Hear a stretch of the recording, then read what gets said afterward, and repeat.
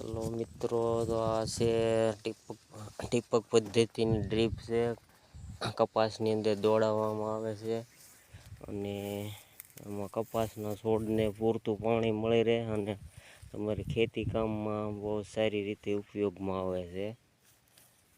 તો જે કોઈ મિત્રોને ટીપક પદ્ધતિમાં રસ હોય તો આ ઉપયોગ એના માટે સારામાં સારો છે. તો જોઈ લો મિત્રો, આ જમરૂખના ઝાડમાં પણ મેકવામાં આવે છે આવી રીતે અને પૂરતું પાણી મળી રહે છે. અને જમરૂખોડામાં ફાલ પણ બહુ જ સારો આવે છે અને તમે સારી એવી નીપજ લઈ શકો તેમ છો.